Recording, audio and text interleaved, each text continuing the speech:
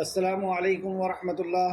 الحمد للہ ان الحمد للہ نحمده ونستعینه ونستغفره ونعوذ باللہ من شرور انفسنا ومن سیئات اعمالنا من يهده الله فلا مضل له ومن يضلل فلا هادي له واشهد ان لا اله الا الله واشهد ان محمدا عبده ورسوله رب اشرح لي صدري ويسر لي امری واحلل عقدۃ من لسانی یفقهوا قولی رب زدنی علما رب زدنی علما رب زدنی علما آمین یا رب العالمین۔ ہر قسم کی تعریف اور شکر اللہ رب العزت کے لیے لائق اور زیبا ہے، جو ساری کائنات کا ایک و تنہا خالق، مالک، مربی اور منتظم ہے۔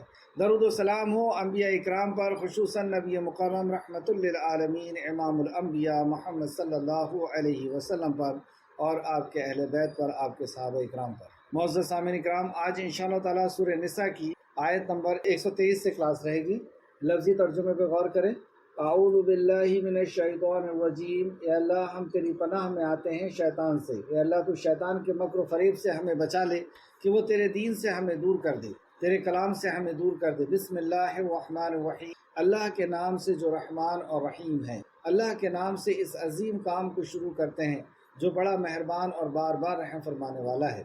سورہ نساء آیت نمبر 123، لفظی ترجمہ لیسا نہیں ہے، بے امانیکم تمہاری آرزوؤں پر، نہیں ہے تمہاری آرزوؤں پر، تمہاری خواہشوں پر، ولا اور نہ امانی آرزوؤں پر، اہل الکتاب اہل کتاب کی، اور نہ اہل کتاب کی آرزوؤں پر ہے، نہ ان کی خواہشوں پر ہے، نہ ان کی تمناؤں پر ہے۔ مطلب آخرت جو ہے وہ تمہاری یا اہل کتاب کی آرزوؤں پر، خواہشوں پر عطا ہو جائے گی، ایسا نہیں ہے، اس پہ ڈیپینڈ نہیں ہے، تمہاری خواہشوں پہ ڈیپینڈ نہیں ہے، نہ تمہارے وعدوں پر، نہ صرف ظاہری ٹیپ ٹاپ پر۔ پھر کیسے ملے گی؟ من جو کوئی یعمل عمل کرے گا، سوءً برا، یجزا وہ بدلہ دیا جائے گا، بہی اس کا، من جو کوئی، تو خطاب دونوں سے ہے، اہل کتاب سے بھی ہے اور ہم سے بھی ہے، کہ تمہاری آرزو اور خواہشوں سے نہیں ہوگا، تمہارے دعووں سے ہی نہیں ہوگا، اور تم جو عمل کرتے ہو اس کا تم کو بدلہ دیا جائے۔ ولا اور نہ یجزی وہ پائے گا، لہو اپنے لیے، من دون اللہ سوائے اللہ کے، ولی کوئی دوست، ولیہ کوئی دوست، ولا اور نہ نصیرہ کوئی مددگار۔ جو کوئی عمل کرے گا برا وہ بدلہ دیا جائے گا اس کا، اور اللہ کے ہاں تمہارا کوئی دوست اور کوئی مددگار نہیں ہوگا۔ ومن اور جو کوئی یہ عمل کرے، من الصالحات نیک عمل، صالح عمل، عمل دو قسم کے ہوتے ہیں، ایک نیک عمل ہوتا ہے، ایک بد عمل ہوتا ہے۔ تو یہاں بد عمل نہیں کہا گیا، گناہ کا عمل نہیں کہا گیا، نیک عمل۔ اور جو بھی ہم نیک عمل کر رہے ہوتے ہیں تو وہ دو حصوں میں سے ایک حصے میں ہوتا ہے، یا تو وہ نیکی کا عمل ہوتا ہے، اطاعت کے مطابق اخلاص کے ساتھ، ایمان کے ساتھ ہوتا ہے، یا شیطان کا عمل ہوتا ہے۔ لیکن یہاں پہ شرط بتائی گئی، ومن اور جو کوئی یہ عمل کرے، من الصالحات نیک، من ذکر وہ مرد ہو، او یا انسا وہ عورت ہو، تو مرد ہو یا عورت ہو دونوں کے لیے ایک ہی رولز ہیں عمل کے قبولیت کے۔ وہ ہوا جب کہ وہ مؤمن مومن ہو، یعنی عمل صالح بھی ہو، تو عمل صالح کس کی موجودگی میں ہو؟ ایمان کی موجودگی۔ اگر ایمان کے ساتھ عمل صالح ہے تو عمل صالح قبول کیا جائے گا۔ اب عمل صالح کیا ہے یہ بھی آگے کی آیت میں بتایا جا رہا ہے۔ فَأُولَٰئِكَ تو یہی لوگ ہیں، يَدْخُلُونَ داخل ہوں گے، جنت میں، ولا اور نہ یظلمون وہ ظلم کیے جائیں گے، یعنی جو وہ عمل کریں گے اس عمل میں سے ذرا سا بھی ظلم نہیں کیا جائے گا۔ اور وہ ذرا سے کے لیے یہاں پہ اللہ نے لفظ استعمال کیا نقیرہ۔ کھجور کے گٹھلی میں جو سوراخ ہوتا ہے اس کی پیٹھ پر، ایک تو سامنے کی طرف ہوتا ہے جو گیہوں کے دانے کی طرح ایک لمبی سی لائن ہوتی ہے، وہ نہیں، اس کی پیٹھ پر ایک باریک سا ایک جو ہے وہ گڈھا ہوتا ہے، اور یہ ہر گٹھلی میں ملتا ہے، تو اتنا بھی تمہارے اوپر ظلم نہیں کیا جائے۔ ایک اور لفظ آتا ہے فتیل، یعنی کھجور کے اوپر ایک دھاگا ہوتا ہے، اس کو فتیل کہا گیا۔ اس طرح سے کتمیر کھجور کی گٹھلی کے اوپر جو پردہ ہوتا ہے اس پردے کو کہا گیا۔ اور یہ تینوں لفظ قرآن کے اندر استعمال کیے گئے اگزامپل دینے کے لیے، سمجھانے کے لیے، اللہ سبحانہ تعالیٰ نے بتانے کے لیے کہ اتنا بھی تمہارے اوپر ظلم نہیں ہوگا۔ کب؟ جب صالح عمل کرو گے اور ایمان کی موجودگی میں عمل کرو گے تو تمہیں تمہارے عمل کا اجر دیا جائے گا۔ اس سے واضح ہو گئی کہ اگر صالح عمل نہیں ہوا یا ایمان کے مطابق نہیں ہوا تو پھر تمہارے عمل کا کوئی اجر بھی نہیں بنتا۔ اب صالح عمل کیا ہے اس کی وضاحت اور آگے والی آیت میں ہو رہی ہے، یعنی ایک آیت کا دوسرے آیت سے کیسا تعلق ہے اس کو بھی ہم دیکھتے چلیں۔ ومن اور کون، ومن و اور من کون، احسنو زیادہ اچھا ہے، احسنو زیادہ اچھا ہے، یعنی عمل اچھا کون سا ہے، نیک عمل کون سا ہے، احسن عمل کون سا ہے۔ تو ومن اور کون، احسن زیادہ اچھا ہے، دین میں، ممن اس سے جو اسلم سپرد کر دے چہرہ اپنا اللہ کے لیے، اس سے اچھا کس کا دین ہے جو اپنا چہرہ اللہ کے لیے کر دے، سپرد کر دے، یعنی اپنے وجود کو اللہ کے سامنے جھکا دے۔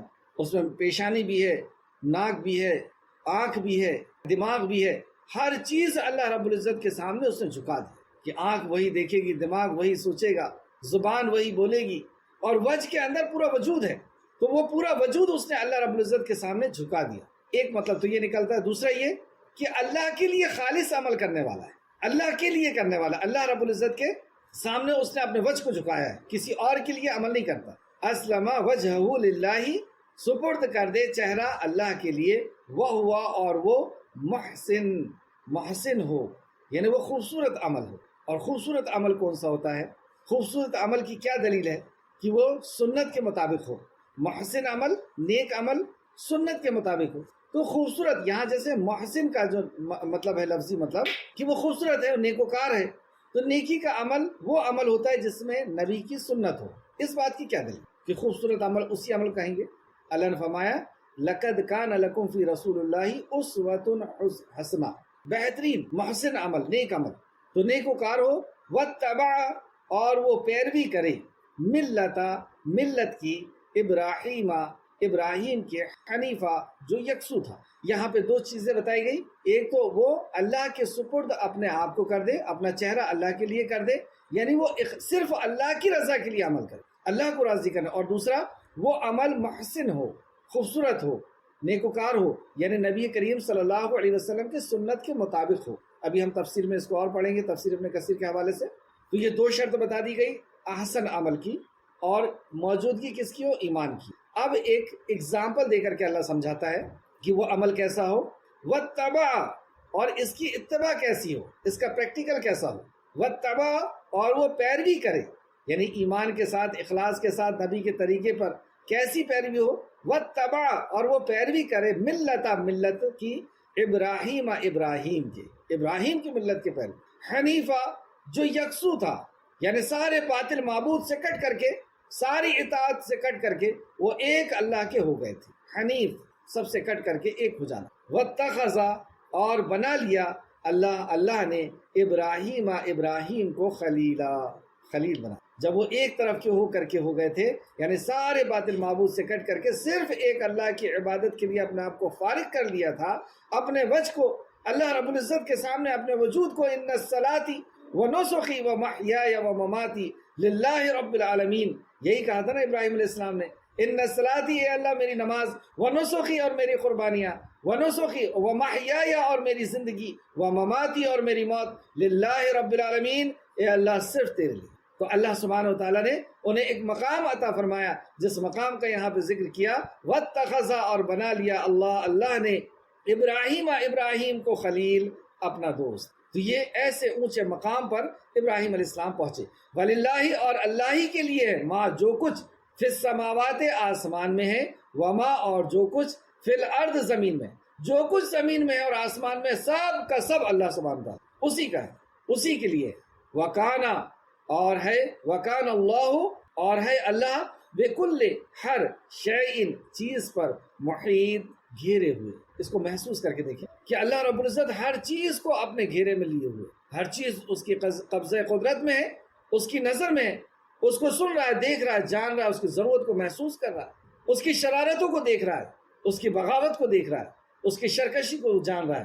تو ہم سب، یہ ذرے سے ذرہ چیز ہو یا بڑی سے بڑی چیز ہو، ہمیں نظر آنے والی ہو یا نظر نہ آنے والی ہو، ہم ہو یا ہمارا دل ہو، اللہ رب العزت سب کو محیط ہے، سب کو گھیرے ہوئے۔ آیت تفسیر کی طرف، آیت نمبر 123، لیسا بے امانیکم ولا امانی اہل الکتاب، نجات کا دار و مدار نہ تمہاری خواہشات پر ہے نہ اہل کتاب کی خواہشات پر۔ من یعمل سوءا یجز بہ، بلکہ جو کوئی برا عمل کرے اس کا اسے بدلہ دیا جائے گا۔ تمہاری خواہشوں سے نہیں ہوگا، تمہارے اعمال سے ہوگا، اور اعمال کا بدلہ دیا جائے گا، اور برے عمل کا بھی۔ ولا یجد لہ من دون اللہ من ولی ولا نصیر، اور وہ اللہ کے سوا کوئی دوست اور مددگار نہ پائے۔ یعنی آخرت کا فیصلہ، آخرت کا انحصار، آخرت ڈیپینڈ کرتی ہے تو وہ آپ کے خواہشوں پر نہیں، ہماری باتوں پر نہیں، ہماری آرزوؤں پر نہیں، نہ ہی ہمارے دعووں پر کہ ہمارا ایک اچھی جماعت سے تعلق ہے یا ہمارا نیک گروہ سے تعلق ہے، اور نہ ہی اس بات پر کہ جو ہماری ظاہری ٹیپ ٹاپ ہے، ظاہری وضع قطع ہے کہ ہم اچھے سنت کے مطابق اپنے چہرے کو کر لیں، لباس کو کر لیں، اور اس کے علاوہ کسی اور بات کا ہم پاس و لحاظ نہ رکھیں، دوسری عبادتوں کا یا دوسرے اطاعتوں کا، تو ایسی آرزو اور خواہشوں سے نہیں ملے گی۔ اس آیت کو ہم 3 حصوں میں سمجھیں گے۔ پہلا حصہ، نہ تمہاری خواہشوں پر ہے اور نہ ہی اہل کتاب کی خواہشوں پر، یعنی نجات کا دار و مدار تمہاری یا اہل کتاب کی خواہشوں پہ نہیں ہے۔ پہلا حصہ یہ رہے گا۔ تفسیر ابن کثیر جلد نمبر 1 صفحہ نمبر 189۔ نجات آرزو پر نہیں بلکہ عمل صالح پر موقوف ہے۔ تفسیر ابن کثیر اس کی ہیڈ لائن بناتے ہیں اور اس کا سبب نزول بیان کرتے ہیں۔ اوفی نے حضرت ابن عباس رضی اللہ عنہ کی روایت کو بیان کیا ہے کہ اس آیت کے بارے میں فرمایا کہ مختلف ادیان یہ دین کی جمع ہے۔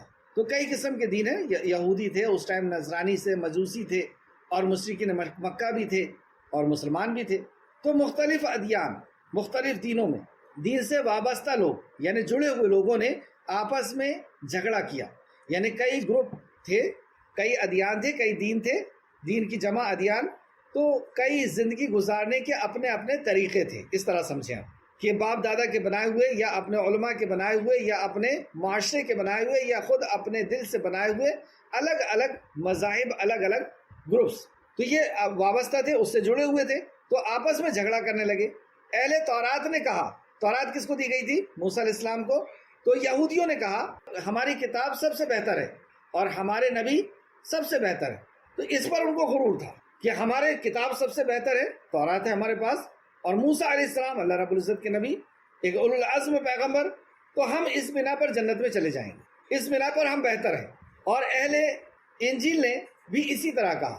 انجیل کس کے اوپر آئی؟ نصرانی کے اوپر، یعنی عیسائیوں نے بھی یہی کہا کہ ہمارا تعلق عیسیٰ علیہ السلام سے، اللہ کے کلمہ ہے، اللہ نے بغیر باپ کے ان کو پیدا کیا اور ان کی بہت ساری خوبیاں گنائی، اور واقعی ساری خوبی ہے، اللہ کے نبی ہیں، تو ان کے اوپر انجیل نازل ہوئی۔ ہم عیسیٰ علیہ السلام کے ماننے والے، مطلب ہم بہتر ہیں، ہم جنت میں جائیں گے۔ یہاں پہ اتنا ڈیٹیل میں بتانے کا مقصد یہ کہ ہم بھی اپنے آپ کو سوچیں، کیونکہ ہم بھی اپنی نسبت کسی اچھے لوگوں کے ساتھ کرتے ہیں کہ ہمارا تعلق جو ہے وہ سلف سے ہے۔ ہمارا بھی دعویٰ بہت بڑا ہے کہ ہم قرآن پر اور حدیث کو مانتے ہیں اور صحابہ کے منہج پر مانتے ہیں۔ یہ دعویٰ اور آرزوؤں سے نہیں ہے، عمل شرط بتائی گئی، عمل۔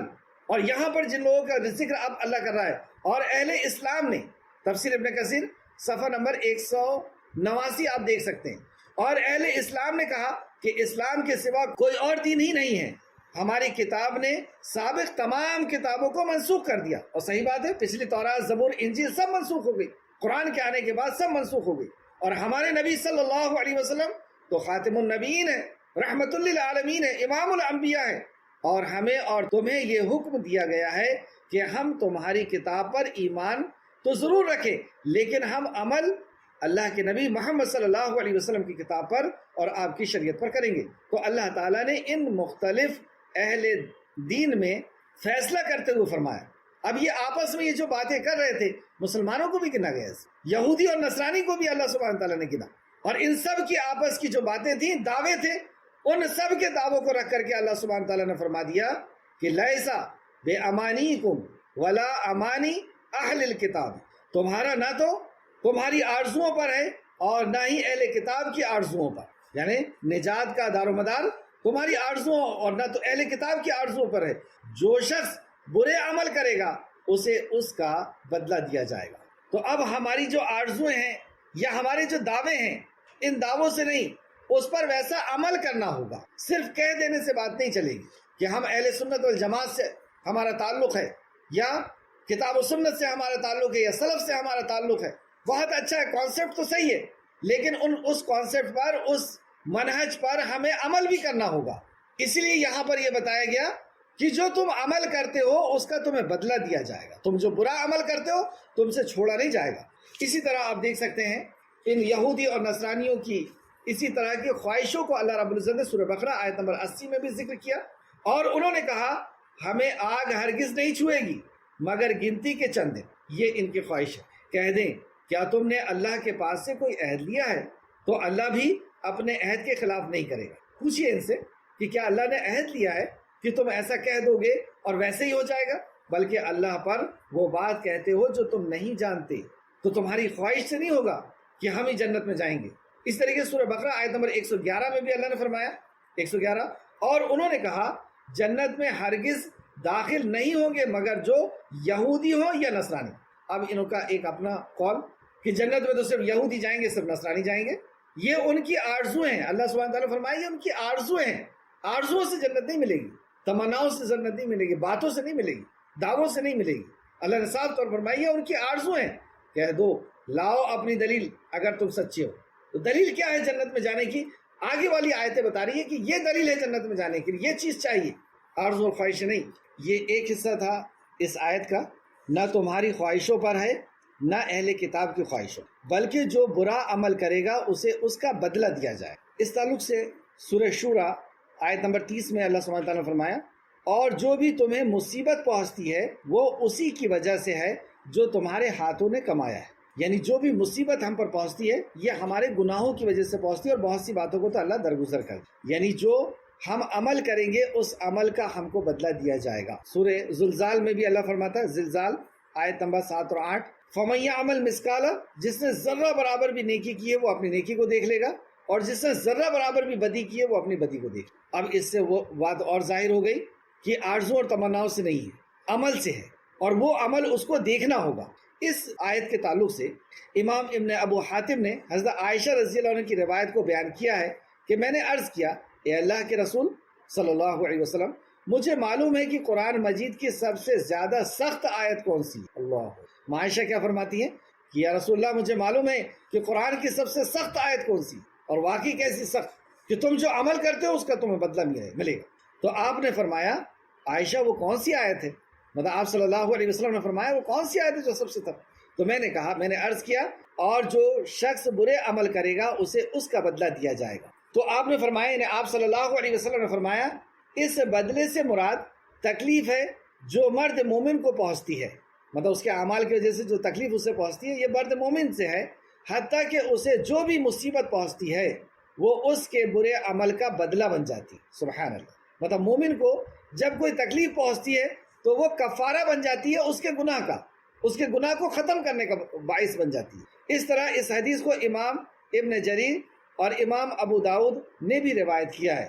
تفسیر ابو حاتم جلد نمبر 4 صفحہ نمبر 1072، تفسیر ابن کثیر نے ابن حاتم کے حوالے سے روایت کیا، اور ابو داؤد میں بھی حدیث ہے، ابو داؤد 3093 ابو ہریرہ رضی اللہ عنہ سے روایت کو بیان کیا ہے کہ جب یہ آیت کریمہ نازل ہوئی کون سی، اور جو شخص برے عمل کرے گا اسے اس کا بدلہ دیا جائے گا، تو یہ مسلمانوں پر بہت گرا گزری، مطلب بہت بھاری لگنے لگی، بہت تکلیف والی لگنے لگی. تو رسول اللہ صلی اللہ علیہ وسلم نے ان سے فرمایا اعتدال پرستی سے کام لو، مطلب اعتدال کے ساتھ کام لو، نہ زیادہ نہ کم. اعتدال اسے بیچ کی راہ کو کہتے ہیں، یعنی اپنے طاقت کے مطابق عمل کرنے کو، اور درست راہ اختیار کرو، یعنی استقامت کے ساتھ رہو، درست راہ اختیار کرو. مسلمان کو، پھر آپ صلی اللہ علیہ وسلم نے فرمایا مسلمان کو جو بھی تکلیف پہنچتی ہے وہ اس کے لیے کفارہ بن جاتی ہے، حتیٰ کہ اسے جو کانٹا بھی چبھتا ہے اور جو مصیبت بھی پہنچتی ہے وہ اس کے گناہوں کا کفارہ بن جاتی ہے. اسی طرح کچھ کمی بیشی کے ساتھ اسے امام احمد نے، امام مسلم نے، امام ترمذی، امام نسائی نے بھی روایت کیا ہے. ترمذی شریف حدیث نمبر 3038، مسلم شریف حدیث نمبر 2574 اور نسائی 102. اس سے یہ پتہ چلا کہ ہمارے اعمال وہاں پر دیکھے جائیں گے، اور نہ اچھا کوئی عمل چھوڑا جائے گا اور نہ ہی کوئی برا عمل چھوڑا جائے گا. اور اس چھوٹے عمل کے تعلق سے کہ تمہارا چھوٹا بھی عمل نہیں چھوڑا جائے گا، بھلی وہ بالکل چھوٹا ہی کیوں نہ ہو. جیسے گٹھلی کے اوپر جو سوراخ ہوتا ہے، اتنا سا بھی کوئی عمل ہے اگر، یا گڈھا ہوتا ہے اتنا بھی عمل کوئی ہے، تو اللہ رب العزت اسے بھی لے کر کے آئے گا. اب دیکھتے ہیں اس آیت کا تیسرا حصہ، وَلَا يَجِدْ لَهُ مِن دُونِ اللَّهِ وَلِيًّا وَلَا نَصِيرًا، اور اللہ کے سوا نہ کوئی دوست ہوگا اور نہ کوئی مددگار۔ علی بن ابو طلحہ نے حضرت ابن عباس رضی اللہ عنہ سے روایت کیا ہے کہ ہاں اگر وہ اپنی موت سے قبل توبہ نہ کر لے تو اللہ تعالیٰ بھی اس کی توبہ کو قبول نہیں فرمائے گا، یعنی وہاں پہ کوئی حمایتی، کوئی مددگار نہیں ہوگا سوائے اللہ سبحانہ و تعالیٰ کی۔ تو تم نے جو برا عمل کیے ہو اگر اس کی توبہ دنیا میں کر لی تو ٹھیک ہے، اللہ رب العزت تمہارا حامی اور مددگار ہو جائے گا، لیکن اگر تم نے توبہ نہیں کی تو اللہ سبحانہ تعالیٰ بھی تمہیں معاف نہیں کرے گا اور تمہارا کوئی حامی اور کوئی مددگار نہیں ہوگا۔ تفسیر الطبری جلد نمبر 5 صفحہ نمبر 396۔ اس آیت کو ایک بار سرسری طور پہ دیکھتے ہیں۔ نجات کا دار و مدار یعنی آخرت میں فیصلے کا انحصار نہ تمہاری خواہشات پر ہے نہ اہل کتاب کی خواہشات پر، بلکہ جو کوئی برا عمل کرے گا اس کا اسے بدلہ دیا جائے گا، اب وہ کسی بھی گروپ سے تعلق کیوں نہ رکھتا ہو، جیسے ہم نے تفسیر میں پڑھا کہ وہ مسلمان ہی کیوں نہ ہو۔ اور ہم لوگوں کا بھی تعلق، ہم اب اپنا تعلق جو ہے جیسے نسبت کرتے ہیں کہ ہم صحابہ کے منہج پر ہیں یا صحابہ کے عمل پر ہم چل رہے ہیں، تو ہماری یہ دعوے سے یا آرزو اور خواہشوں سے نہیں ہوگا، ہمیں عمل کرنا ہوگا ویسا، کیونکہ ہمارے عمل کا اللہ سبحانہ تعالیٰ نے فرمایا کہ ذرا سا بھی تمہارا کوئی نیکی ہے یا بدی ہے تو وہ تمہارے سامنے لا کر رکھی جائے، اور اللہ کے سوا نہ کوئی تمہارا دوست ہوگا نہ کوئی مددگار، یعنی یہ رشتے تمہارے کام نہیں آئیں گے کہ تمہارا رشتہ امام الانبیاء سے ہے، رحمت للعالمین سے، تم نے اس کا کلمہ پڑھا، جیسے نوح علیہ السلام کا رشتہ ان کے بیوی کو کوئی کام نہیں آیا، ان کے بیٹے کو جو انکار کرنے والا تھا اس کو کوئی کام نہیں آیا، ابراہیم اللہ کے خلیل ہیں یہاں پہ ذکر کیا جا رہا، لیکن یہ رشتہ ان کے باپ کے کسی کام نہیں آیا، فرمایا اور اللہ کے سوا کوئی دوسرا کوئی مددگار نہ ہوگا، نہ تمہارا یہ تعلق یا رشتہ داری کا تعلق یا جماعت کا تعلق یا اپنے خواہش و نفس، یہ کچھ تو کام نہیں ہے، تو کیا چیز کام آنے والی؟ وَمَن يَعْمَلْ مِنَ الصَّالِحَاتِ مِن ذَكَرٍ أَوْ أُنثَىٰ وَهُوَ مُؤْمِنٌ فَأُولَٰئِكَ يَدْخُلُونَ الْجَنَّةَ وَلَا يُظْلَمُونَ نَقِيرًا، اور جو کوئی نیک کام کرے، عمل نہیں کہا، نیک عمل کہا، کیونکہ عمل دو قسم کے ہوتے ہیں، ایک نیک عمل ہوتا ہے اور ایک بد عمل ہوتا ہے، یعنی گناہ کا عمل۔ تو جو بھی ہم کام کر رہے ہوتے ہیں یا تو وہ نیک عمل ہوتا ہے یا برا عمل ہوتا ہے، جیسے ہم یہاں پر آ کر کے بیٹھے تو ہماری خواہش اور ہماری سوچ یہی ہے کہ یہ نیک عمل ہے، اللہ کی بارگاہ میں قبول ہوگا، کیونکہ یہ ایسا عمل ہے، علم حاصل کرنا ہے۔ رسول کریم صلی اللہ علیہ وسلم نے فرمایا کہ مجھے عمل کی زیادتی سے زیادہ پسند ہے علم کی زیادتی، یعنی ایک شخص عمل کر رہا ہے اور ایک شخص علم حاصل کر رہا ہے تو رسول اللہ فرماتے ہیں کہ مجھے عمل کی زیادتی سے علم کی زیادتی زیادہ پسند۔ یہ علم کا حاصل کرنا، یہ قرآن کا سیکھنا سکھانا ایسا عمل ہے کہ 4 انعامات ترنت ملتے ہیں۔ ایک تو سکینت نازل ہوتی ہے، فرشتے ان کو گھیر لیتے ہیں، اللہ رب العزت ان کا ذکر کرتا ہے، خیر و برکت کا نزول ہوتا ہے، اور بھی بے شمار فضائل علم کے سیکھنے کے۔ تو یہ ہم سمجھ رہے ہیں کہ یہ نیک عمل ہے، لیکن یہ نیک عمل کب بنے گا؟ اگر ہم یہاں پر ریاکاری کے لیے آئے ہیں، میں اگر آپ کو پیسے کے لیے یا عزت کے لیے پڑھا رہا ہوں کہ میرا نام ہو جائے گا، میرے سبسکرائبر ہو جائیں گے، تو یہ عمل گناہ کا نہیں، شرک جیسے گناہ کا ہو جائے گا کہ یہ عمل اللہ کی رضا کے لیے کرنا تھا لیکن میں نے دنیا حاصل کرنے کے لیے اس عمل کو کر دیا۔ تو یہ نیک عمل کب بنتا ہے؟ ہماری خواہشوں سے، آرزوؤں سے نہیں بنتا، یہ اللہ کے اصول سے بنے گا، اللہ کے حکم سے بنے گا۔ اللہ نے جو اصول، جو معیار طے کیا ہے اللہ سبحانہ و تعالیٰ نے، اس معیار پر اگر ہمارا عمل اترے گا تو عمل قبول کیا جائے گا۔ تو وہ معیار کیا ہے؟ آگے کی آیت بتائی جا رہی ہے، اور جو کوئی نیک کام کرے، خواہ وہ مرد ہو یا عورت، یعنی مرد اور عورت کے لیے ایک ہی اصول ہے عمل کی قبولیت کی، مرد اور عورت کے لیے ایک ہی اصول ہے عمل کی قبولیت کی، اور جو کوئی نیک کام کرے، خواہ وہ مرد ہو عورت، جبکہ وہ مومن ہو۔ اب ایک شرط آئی کہ وہ مومن ہونا چاہیے، اگر مومن نہیں ہے تو عمل قبول نہیں۔ مومن یعنی ایمان، یعنی کیا ہوتا ہے؟ ایمان یعنی وشواس، آستھا، یقین، کس چیز پر؟ اللہ کے سارے کلام پر، نبی مکرم کے سارے فرمان پر، ساری شریعت پر اس کو یقین ہے، ایمان ہے، وشواس ہے، آستھا ہے، اور اس کی بنیاد، اس کے پلرز 6 ہیں، اور سب سے پہلا اللہ پر ایمان، یعنی اللہ کی وحدانیت پر ایمان، توحید۔ اگر شرک ہے اس کے عمل پر تو عمل قبول نہیں ہوگا۔ فرشتوں پر ایمان، جیسا کہ ایمان کا حق ہے، جیسا قرآن و حدیث میں بتایا گیا۔ اگر وہ فرشتوں کو یہ سمجھ رہا ہے کہ وہ حاجت روا ہے، وہ مشکل کشا ہے، وہ مصیبت میں آ جاتے ہیں، جبرائیل، میکائیل اور اسرافیل کو وہ لکھ کر کے گاڑی میں ٹانگ دے رہا ہے کہ مصیبت میں یہ کام آ جائیں گے، تعویذ میں لکھ کر کے باندھ دے رہا ہے کہ مصیبت میں کام آ جائیں گے، شرک کیا اس نے۔ یہ فرشتے ہیں، بہت طاقتور ہیں، بہت زیادہ ان کی تعداد ہے، لیکن اللہ کے حکم سے کام کرتے ہیں، ہمارے حکم سے کام نہیں کرتے۔ ہمیں اگر پکارنا ہے تو اللہ رب العزت کو پکارنا ہوگا۔ تو اللہ پر ایمان، فرشتوں پر ایمان، کتابوں پر ایمان، آسمانی جو کتابیں اس پر ایمان اور قرآن مقدس پر ایمان کہ یہ ہمارے خالق اور مالک کا ہمارے لیے پہنچایا گیا دستور حیات ہے، اس میں ہمارا ہی ذکر ہے، ہمارے لیے اس میں نصیحت اور وصیتیں ہیں۔ اور نبیوں پر ایمان، سارے نبی اللہ کی طرف سے، اور ہمیں جن کو فالو کرنا ہے محمد رسول اللہ رحمت للعالمین امام الانبیاء محمد صلی اللہ علیہ وسلم۔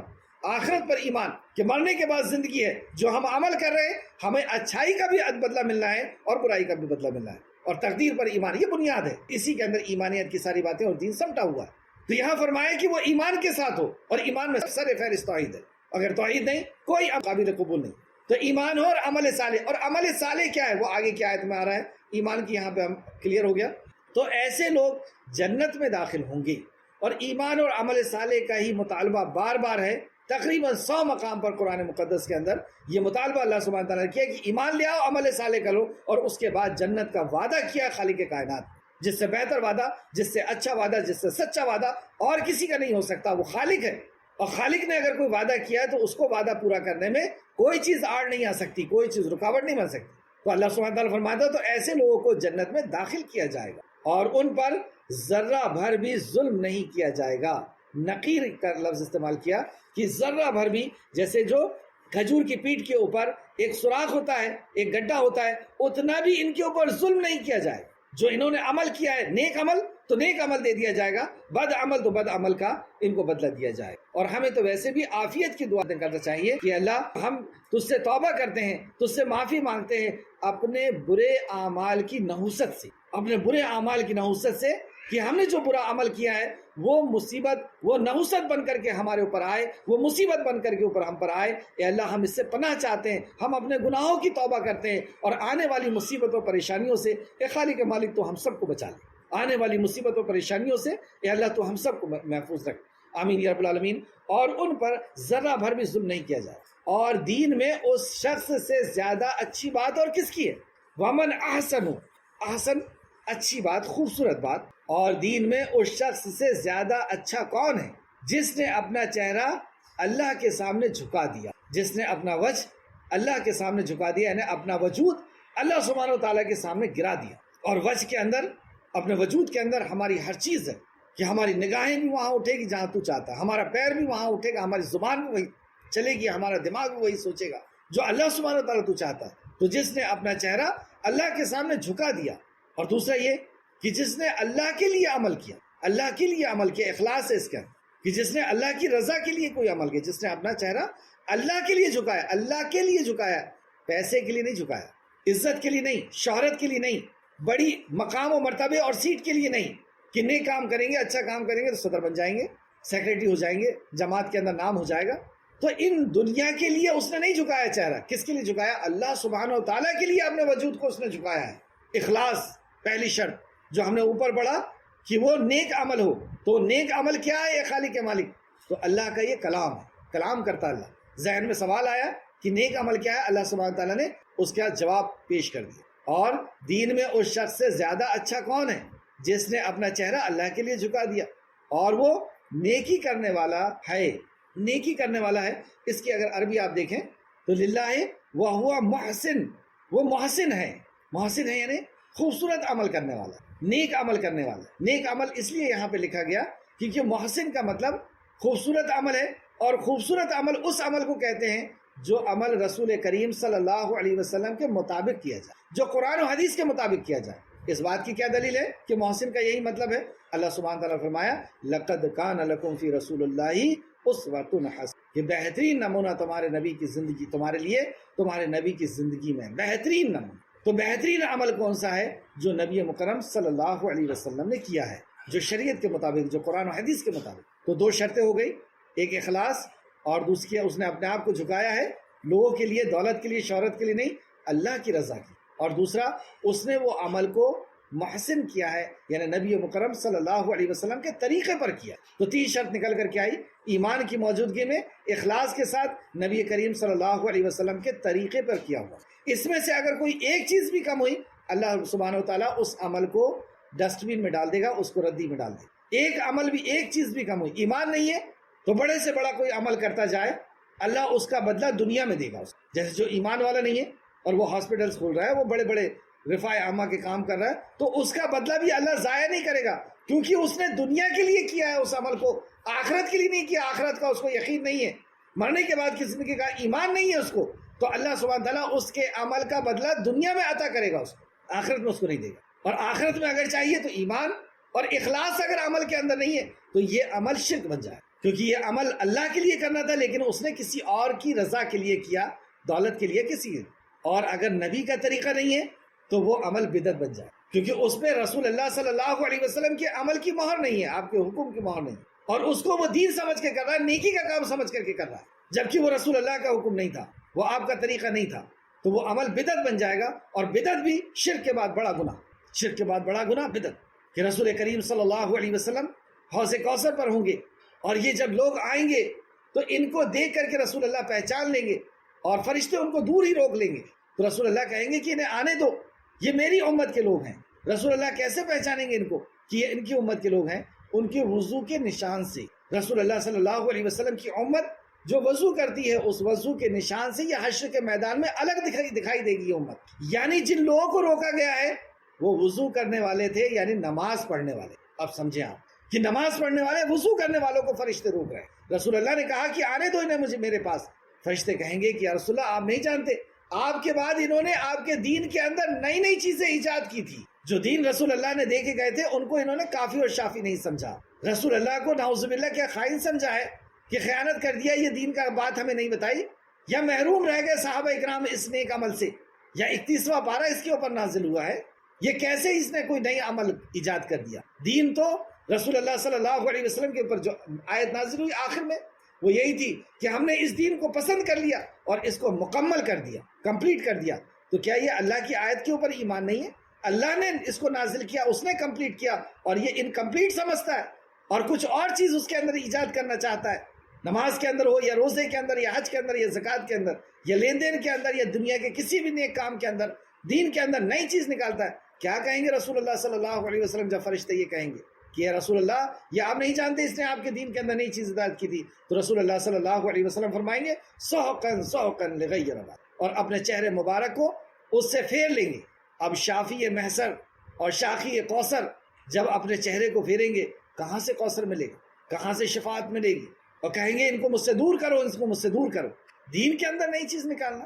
آپ سمجھ رہے ہیں یہ دین اللہ کی طرف سے نازل ہوا، اللہ نے فرمایا کہ ہم نے اس کو پسند کیا، اسے کمپلیٹ کیا، یعنی اللہ سبحانہ تعالیٰ نے نازل کیا، اس نے کمپلیٹ کیا، اور یہ انکمپلیٹ اس کو سمجھ رہا ہے، تو ہمارا عمل سنت کے مطابق ہونا چاہیے۔ اللہ ہم سب کو سنت پر عمل کرنے کی توفیق دے۔ سنت کیسے پتہ چلے گی؟ وہ بھی آرزو اور خواہشوں سے نہیں پتہ چلے گی، اس کے لیے ہمیں علم حاصل کرنا پڑے گا کہ اس عمل کو کیسے کیا رسول اللہ صلی اللہ علیہ وسلم نے، حدیثوں کا مطالعہ کرنا پڑے گا، ریسرچ کرنی ہوگی، تحقیق کرنی ہوگی کہ یہ عمل ہمارے رسول نے کس طرح کیا، اور اخلاص کے لیے اپنے دل کا جائزہ لینا ہوگا کہ یہ عمل ہم اللہ کی رضا کے لیے کرنا ہے یا نہیں کرنا ہے۔ اللہ رب العزت ہم سب کو توفیق عطا فرمائے، یہی عمل ہمارے دنیا میں بھی کام آئیں گے اور قبر میں بھی کام آئیں گے، حشر میں بھی کام آئیں گے، اور یہی عمل کی بنیاد پر ہمارا رب ہم پر رحم فرمائے انشاءاللہ۔ آیت کو پھر سے سمجھیں، اور دین میں اس شخص سے زیادہ اچھا کون ہے جس نے اپنا چہرہ اللہ کے سامنے جھکا دیا اور نیکی کرنے والا بھی ہے اور ملت ابراہیم کی پیروی کرے، ملت ابراہیم کی پیروی کرے جو صرف حق پرست تھے، واتبع اور اتباع کرے ملت ابراہیم، ابراہیم کی ملت کی، حنیفہ جو حنیف تھی۔ اب یہاں پہ اگزامپل اللہ رب العزت نے لے کر کہ وہ ایمان اور اخلاص اور طریقہ کیسا ہو، وہ اطاعت کیسی ہو، تو اس کے لیے ایک اگزامپل اپنے پیارے محبوب، اپنے پیارے نبی سیدنا ابراہیم علیہ السلام کو اللہ رب العزت نے پیش کیا کہ ایسی اتباع ہوتی ہے، یہ ہے اتباع، اور اس اتباع کا اجر کیا دیا میں نے، واتخذ اللہ ابراہیم خلیلا، تو ہم نے اسے بنا لیا اپنا خلیل۔ مقام پہ آنا چاہتے ہو اس اخلاص اور ایمان اور نبی کے طریقے کو عمل کرنا چاہتے ہو، حکم پر عمل کرنا چاہتے ہو، تو واتبع تو اتباع کرو ملت ابراہیم، ابراہیم کی ملت کی، حنیفہ جو حنیف تھا، حنیف یعنی سارے باطل معبود سے کٹ کر کے، ساری اطاعت اور فرمانبرداری سے کٹ کر کے ایک اللہ کا مطیع اور فرمانبردار، ایک اللہ کی عبادت کرنے والا اخلاص کے ساتھ ایسے بن۔ دیکھیں ابراہیم علیہ السلام کا اللہ سبحانہ و تعالیٰ نے قرآن میں جہاں پر بھی ذکر کیا اس کے اندر ایک الگ آپ کو محبت کی جھلک نظر، اور کتنی ہی بڑی بات ہے کہ اللہ رب العزت نے ابراہیم علیہ السلام کو ساری امت کے لیے آئیڈیل بنا کر کے پیش کر دیا۔ اس آیت یہاں پر آپ دیکھیں کہ قیامت تک آنے والے شخص کے لیے اللہ سبحانہ تعالیٰ نے بتا دیا کہ تمہاری آرزوں، خواہشوں، دعووں سے اور تمہاری ظاہروں سے نہیں ہوگا، تمہارے ایمان سے ہوگا، تمہارے اخلاص سے ہوگا، تمہارے نبی کے طریقے سے ہوگا۔ اور وہ کیسا ہونا، اس کے لیے آئیڈیل بنا کر کے پیش کر دیا ابراہیم علیہ السلام، اور پھر بتا بھی دیا کہ یہ میرا خلیل ہے۔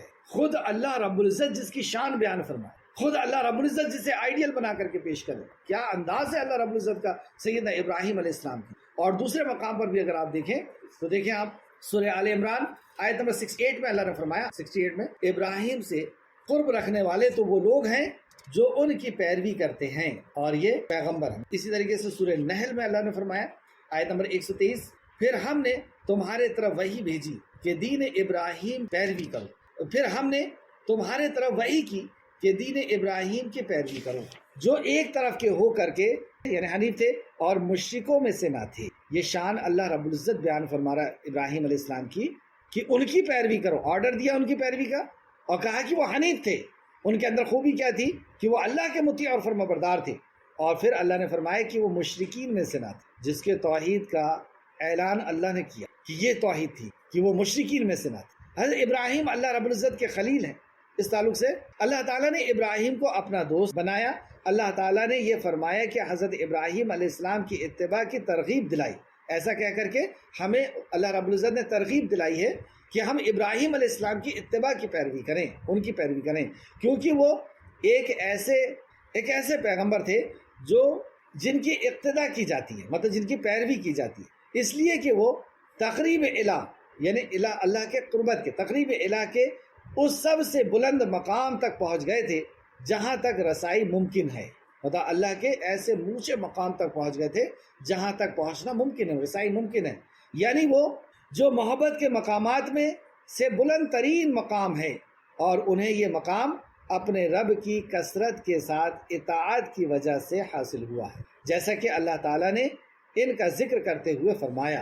اور ابراہیم جنہوں نے پورا کیا، یعنی حق اطاعت و رسالت کو انہوں نے پورا کیا، ابراہیم جنہوں نے حق اطاعت اور رسالت کو پورا کیا۔ اور دوسرے مقام پہ اللہ نے فرمایا وَإِذِ ابْتَلَىٰ إِبْرَاهِيمَ رَبَّهُ وَكَلِمَاتٍ فَتَمَّهُنَّ، سورہ بقرہ آیت نمبر 124۔ اور جب آپ کے پروردگار نے چند باتوں میں ابراہیم کو آزمائش کی تو وہ ان پر پورے اتر گئے۔ جب اللہ نے چند کلمات کے ساتھ ابراہیم کو آزمایا تو وہ اپنی آزمائش پہ پورے اتر گئے۔ اور کیسی کیسی آزمائشیں تھیں، جب چھوٹے ہیں، بالغ ہوئے ہیں، اور اللہ نے توحید دیا تو توحید کے تقاضے کو پورا کرنے کے لیے اپنے باپ سے انہوں نے اس کو پیغام کو پہنچایا، اور باپ نے گھر سے نکال دیا اور نکل رہے ہیں، اور ایسی محبت ہے باپ سے کہ گھر میں پلٹ کر کے باپ کی طرف دیکھ رہے ہیں اور کہتے ہیں کہ ابا جان میں آپ کے لیے دعا کروں گا۔ یہ بتاتی ہے یہ بات کہ وہ ان سے محبت تھی آپ کو، لیکن توحید سے کمپرومائز نہیں کی، نکال رہے ہیں گھر سے، نکال دیجئے۔ جبکہ ان کے والد معاشرے کے اندر ان کا مقام تھا، ان کا منصب تھا، دولت مند تھے، اور اس سیٹ پر اب ابراہیم بیٹھنے والے تھے، لیکن اس شان و شوکت کو، اس مقام و مرتبے کو، سب کچھ کو لات مار دیا۔ کیوں؟ کیونکہ یہ شرک ہے، یہ میں اپنے رب کے ساتھ غداری نہیں کر سکتا، میں اپنے رب کا مقام کسی اور کو نہیں دے سکتا۔ تو گھر سے باپ نے کہا کہ میں سنسار کر دوں گا، مار کر کے تجھے نکال دوں گا، اور باپ نے گھر سے نکال دیا۔ صرف دو چیز تھی، یا تو میرے معبود کو قبول کر لے، اپنے معبود کا انکار کر دے، لیکن آپ نے اس آفر کو قبول نہیں کیا، اور اللہ ایک رب پر ایمان لائے۔ ساری لوگوں نے مل کر کے بے عزت کیا، اس قدر بے عزت کیا معاشرے کے اندر کہ آپ کو جلانے کے لیے کوئی جیل نہیں بنائی کہ اس جیل کے اندر ڈال دو۔ ہم اس بے عزتی سے ڈرتے ہیں کہ ہم توحید کی بات کریں گے، توحید پر عمل کریں گے تو ہمیں جیل ہو جائے گی، فلاں ہو جائے گا، فلاں ہو جائے گا، جبکہ ایسا کچھ نہیں ہے۔ آپ کی توحید سے کسی کو کوئی دقت نہیں، آپ کے قرآن حدیث پر عمل کرنے پہ کسی کو کوئی دقت نہیں، لیکن ایسا شیطان نے ڈرا کر کے رکھا ہے۔ تو جیل نہیں بنائی، بے عزت نہیں کیا، کوڑے سے نہیں مارا، کیا کیا؟ اتنی بڑی بے عزتی، لکڑیاں اکٹھا کی گئی، اور اس دور کی عورتیں ابراہیم علیہ السلام کو اتنا برا سمجھتی تھی کہ وہ منتیں مانتی تھی کہ ہمارا بچہ ٹھیک ہو جائے گا، یا اولاد ہو جائے گی، یا فلاں بیماری سے ٹھیک ہو جائیں گے، تو ابراہیم کو جلانے کے لیے اتنی من لکڑی دی گئی، اور اس طریقے سے نظر مان کر کے لکڑی اکٹھا کی گئی، اور جب آگ جلائی گئی تو ایسی آگ نکلی کہ تاریخ کی کتابوں میں آتا ہے کہ اگر اس آگ کی لپٹ ایسی لپٹ تھی کہ کتنے ہی اونچائی سے پرندہ پرواز کرتا، کوئی پرندہ اڑتا تو وہ جھلس کر کے اس میں گر جاتا۔ اب ان کے سامنے ایک چیلنج تھا کہ کس طرح ابراہیم علیہ السلام کو جو آگ میں ڈالیں گے، تو منزلیک بنا کر کے یعنی ایک گلیل کی طرح ایک کوئی مشین بنا کر کے اور پھر اس سے پھینکا گیا. ایسی بے عزتی کہ سب لوگ اتنا برا سمجھ رہے ہیں, پورا گاؤں مل کر کے آپ کو کوئی ایک حمایت کرنے والا نہیں. لیکن ابراہیم اپنی توحید پر مضبوطی سے جمے ہوئے ہیں کہ میرے لیے کیا دعا کیا آپ نے, کیا دعا تھی وہ کہ میرے لیے میرا رب ہی کافی ہے. اور پھر اس کے بعد جب وہاں سے نکل کر کے دوسرے شہر کی طرف رخ کیا, بیوی ہیں آپ کے ساتھ سارہ علیہ السلام, 95 سال گزر چکے دعوت کے کام کرتے ہوئے, ایک دیش سے دوسرے دیش اللہ رب العزت نے الگ الگ مقامات پر سیدنا ابراہیم علیہ السلام کو پہنچایا. عمر کے آخری پڑاؤ پر ہیں, اللہ رب العزت نے ایک اولاد سے نوازا. پھر آزمائش کہ اپنی بیوی کو اور اپنے بچے کو ایسی جگہ میں چھوڑ دو جو غیر ذی زرع ہو, ایسے مقام پر چھوڑو جہاں پر نہ کوئی پرندہ آتا ہو, نہ کوئی پیڑ ہو, نہ انسان ہو, نہ جانور ہو, کوئی نہ ہو, ایسے مقام پر لے جا کر کے چھوڑ دو. اللہ رب العزت دنیا کو دکھانا چاہ رہا ہے کہ خلیل کیسا ہوتا ہے, مطیع اور فرمانبردار کیسا ہوتا ہے, اطاعت کا ماننے والا کیسا ہوتا ہے, اور اللہ سے دوستی, اللہ سے محبت کرنے والا, اس کے حکم پر چلنے والا کیسا ہوتا ہے. اللہ رب العزت نے حکم دیا, ایک آواز نہیں اٹھائی کہ اللہ بڑھاپے کی حالت میں یہ اولاد ملی ہے, یہ میری دعوت کا جو ہے سرچشمہ ہوگا, میری دعوت کو آگے پہنچائے گا, یا میرے گھر کی رونق ہے, میرے آنگن کی رونق ہے. اس بچے کا کیا قصور ہے, میں ایسی جگہ میں کیوں لے جا کر کے چھوڑوں, اس بیوی کا کیا قصور ہے, ایسی جگہ میں کیوں لے جا کر, کوئی ایکسکیوز نہیں, کوئی سوال نہیں. اللہ تیرا حکم ہے. سر آنکھوں پر بیوی کو بٹھایا اور لے کر کے جا رہے ہیں, نکلتے چلے گئے, لیکن کوئی ایسی جگہ نظر نہیں آ رہی جو اللہ رب العزت نے جس کی نشاندہی کی ہے کہ غیر ذی زرع ہو جگہ ہونا چاہیے, نہ یہاں پہ پتا ہو, نہ انسان ہو, نہ جانور ہو, نہ پیڑ پودے. چلتے ایک ایسے ریگستان میں پہنچے جہاں پہ آج مکہ آباد ہے. مکہ کی کھوج اس سائنٹسٹ نے کیا. تو ایسی جگہ میں پہنچنے کے بعد اب کہتے ہیں کہ ہاں یہ وہ جگہ ہے, کیونکہ یہاں پہ کوئی پرندہ نہیں, یہاں پہ کوئی جانور, یہاں کوئی پودا نہیں, یہاں کوئی انسان نہیں. 40 کلومیٹر دور تک کوئی زندہ چیز نہیں. وہاں لے جا کر کے چھوڑ رہے ہیں, وہاں سے واپس آ رہے ہیں. پھر جیسے تیسے کر کے اب وہ بولنے والے اور چلنے والے ہو گئے. جس کو صحرا ختم نہ کر سکا, اللہ پھر سے آرڈر دے رہا ہے کہ ابراہیم جا کر کے جس کو صحرا نے نہیں قتل کر پایا اپنے ہاتھ سے ذبح کر کیا. اور بشارت سیدھے نہیں ہوئی, حکم بشارت ہو رہی ہے خواب کے اندر, لیکن جان رہے ہیں کہ خواب یہ نبی کا خواب ہے اور اس خواب پر ہم کو عمل کرنا ہے. ہاں, جیسے ہمارے لیے ڈائریکٹ بات نہیں ہوتی ہے, حدیث ہے ہمارے سامنے, قرآن کی آیتیں ہیں, تو ایسی خواب آپ کے سامنے آیا اور آپ اسماعیل کو ذبح کرنے پہنچ گئے. ذبح کر دیا, چھری چلا دی, آنکھ میں پٹی باندھ کر کے. انہیں نہیں پتا کہ میں کس کے اوپر چھری چلا رہا ہوں. ایسا اطمینان, ایسا مطیع اور فرمانبردار. اسی لیے تو آپ کی وہ کلام کو اللہ رب العزت نے کلام کا حصہ بنایا. ان صلاتی, اے اللہ میری نماز, و نسخی اور میری قربانی, و محیایا اور میری زندگی, و مماتی اور میری موت, للہ رب العالمین, اے پروردگار تیرے لیے. آپ نے پوری زندگی عمل کر کے دکھا دیا. ابھی وقت ختم ہے, ورنہ میں آپ کو بتاتا کہ ابراہیم علیہ السلام, اللہ اکبر, جو کہہ دیا اللہ رب العزت نے بس وہی فائنل. تو اللہ سبحانہ تعالیٰ نے آپ کو آئیڈیل بنا کر کے پیش کیا. اور ویسے بھی ابراہیم علیہ السلام جانے جاتے تھے توحید کے لیے, اور ہر نبی جانا جاتا ہے. آگے چلیں, وقت کافی ہو چکا اسی پر. اور جب یہ سورہ بقرہ آیت نمبر 124, اور جب پروردگار نے چند باتوں میں ابراہیم کو آزمایا تو وہ ان میں پورا کھرے اترے. اس طریقے سے سورہ نحل آیت نمبر 120 میں اللہ فرماتا ہے, ان ابراہیم کان امتن قانتا للہ حنیفا. ابراہیم علیہ السلام کو اکیلے کو اللہ سبحانہ تعالیٰ نے امت کہہ دیا, امام کہہ دیا, کہ ابراہیم لوگوں کے لیے امام اور اللہ کے فرمانبردار تھے جو ایک سو تھے. ولم یکو من المشرکین, پھر آپ کے توحید کا اللہ نے اعلان کیا کہ وہ مشرکین میں سے نہ تھے, تو ابراہیم علیہ السلام کو اللہ رب العزت نے یہاں پر جو ہے آئیڈیل کی شکل میں پیش کیا کہ ہم ان کی طرح بنیں. اور ابراہیم علیہ السلام جس طرح خلیل تھے, اسی طرح رسول کریم صلی اللہ علیہ وسلم بھی اللہ کے خلیل ہیں. حدیث متفق علیہ ہے, بخاری اور مسلم دونوں نے روایت کیا ہے کہ حضرت سعید خدری رضی اللہ عنہ سے مروی ہے کہ رسول اللہ صلی اللہ علیہ وسلم نے اپنے آخری خطبے میں ارشاد فرمایا,